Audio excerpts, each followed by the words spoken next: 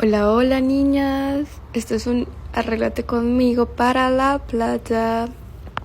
Primero voy a lavar la carita.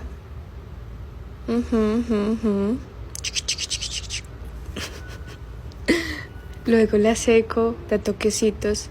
El segundo paso es hidratarme la cara, muy esencial, siempre antes del maquillaje. Especialmente la zona de las ojeras, que es como la parte que más maquillo. Tercer paso es echarme bloqueador solar, porque voy a exponerme al sol, entonces, tú sabes.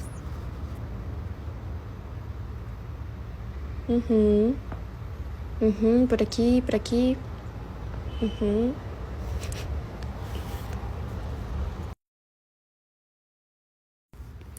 El cuarto paso es pintarme las cejitas.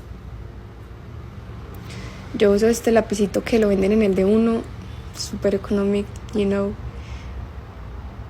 y es como un tono grisecito.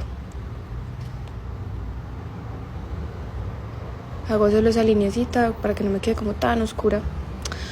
Luego uso primer para las ojeras, para que no se me cuarte el corrector. Yo aprendí a maquillarme solo con los pasos que hacían mis amigas, entonces si hago algo mal, no me culpen. Este es el corrector, tono vainilla, lo compré en Atenea. Yo no sé mucho de maquillaje, la verdad, pero este me encantó, tiene una cobertura espectacular.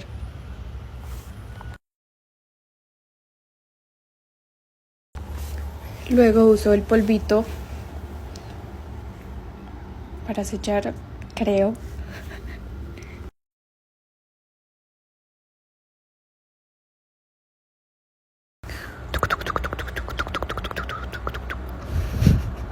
Efectos especiales.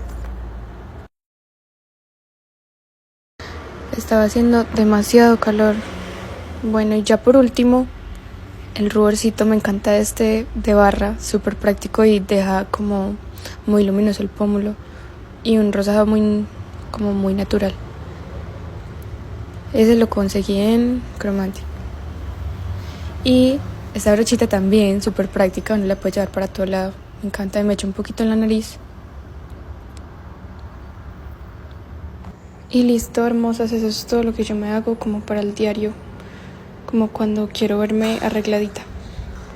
Seguí el bikinis, este me lo hizo mi mamá. La mayoría de mis vestidos de baño me los hace ella.